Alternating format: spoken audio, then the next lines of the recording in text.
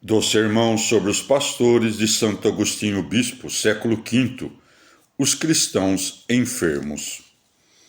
Ao enfermo, diz o Senhor, não fortificastes. Ezequiel 34:4.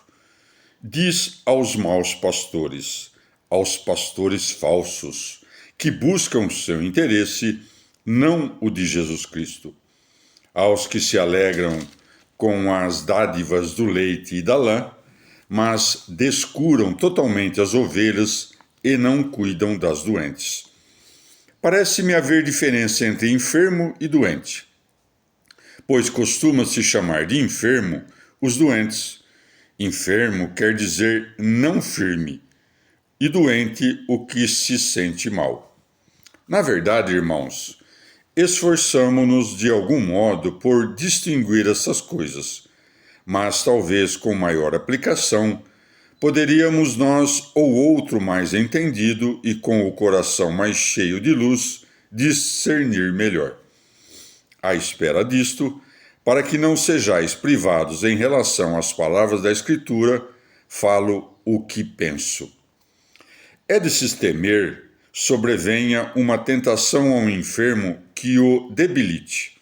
O doente, ao contrário, já adoeceu por alguma ambição e por esta ambição se vê impedido de entrar no caminho de Deus, de submeter-se ao jugo de Cristo. Observai esses homens que desejam viver bem, já decididos a viver bem. São, no entanto, menos capazes de suportar os males do que fazer o bem. Pertence à firmeza do cristão não apenas fazer o bem, mas também tolerar os males. Aqueles, pois, que parecem ardentes nas boas obras, mas não querem ou não podem suportar as privações iminentes, esses são enfermos. Por outro lado, aqueles que amam o mundo e por qualquer desejo mau se afastam até das obras boas, jazem gravemente doentes, visto que pela doença, sem forças, nada de bom pode realizar. O paralítico era um destes na alma. Os que o carregavam, não podendo levá-lo até junto do Senhor, descobriram o teto e fizeram-no descer. É isto que terias de fazer: descobrir o teto e colocar junto do Senhor a alma paralítica, com todos os membros frouxos e vazia de boas obras, curvada sobre o peso dos pecados e doente com o mal de sua cobiça. Portanto, se todos os membros estão frouxos e há paralisia interior para levá-la ao médico, talvez o médico esteja escondido no seu interior. Seria este um sentido oculto nas Escrituras. Se queres descobrir-lhe o que está oculto, descobre o teto e faze descer diante dele o paralítico.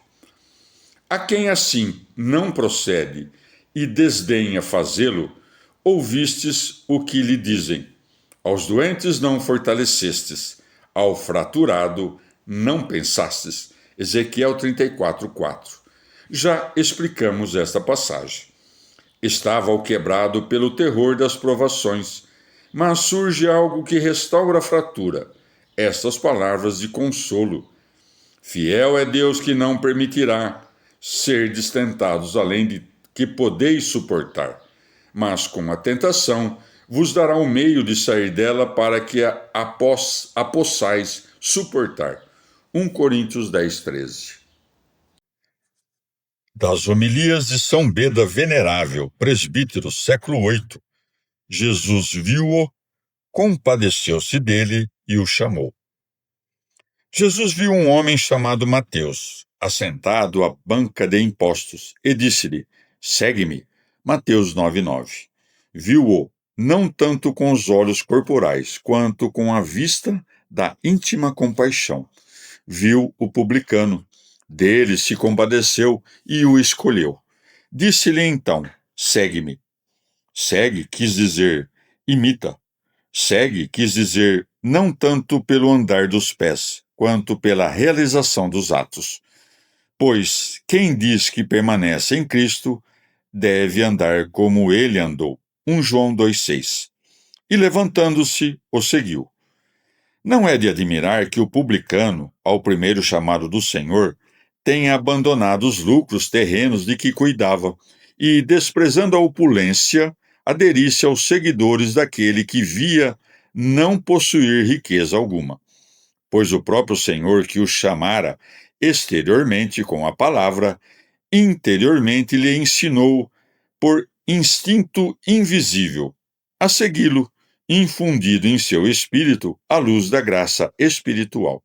Com esta compreenderia de que quem o afastava dos tesouros temporais podia dar-lhe nos céus os tesouros incorruptíveis.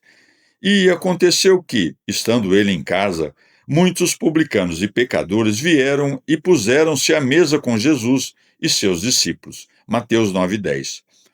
A conversão de um publicano deu a muitos publicanos e pecadores o exemplo da penitência e do perdão. Belo e verdadeiro prenúncio. Aquele que seria apóstolo e doutor dos povos, logo no primeiro encontro, arrasta após si para a salvação um grupo de pecadores. Assim, inicia o ofício de evangelizar desde os primeiros começos de sua fé aquele que viria a realizar esse ofício plenamente com o merecido progresso das virtudes. Contudo, se quisermos indagar pelo sentido mais profundo desse acontecimento, nós o entenderemos. A Mateus foi muito mais grato o banquete na casa do seu coração, preparado pela fé e pelo amor, do que o banquete terreno que ele ofereceu ao Senhor. Atesta-o aquele mesmo que diz: Eis que estou à porta e bato. Se alguém ouvir minha voz e abrir a porta, entrarei e cearei com ele e ele comigo. Apocalipse 3:20. Ouvindo a sua voz, abrimos a porta para recebê-lo. Ao aceitarmos de bom grado suas advertências secretas ou evidentes e nos pormos a realizar aquilo que compreendemos como o nosso dever. Ele entra para que seemos, ele conosco e nós com ele, porque, pela graça de seu amor, habita nos corações dos eleitos para alimentá-los sempre com a luz de sua presença. Possam, assim, os eleitos cada vez mais progredir no desejo do alto e ele mesmo se alimente com os desejos deles, como com pratos deliciosos.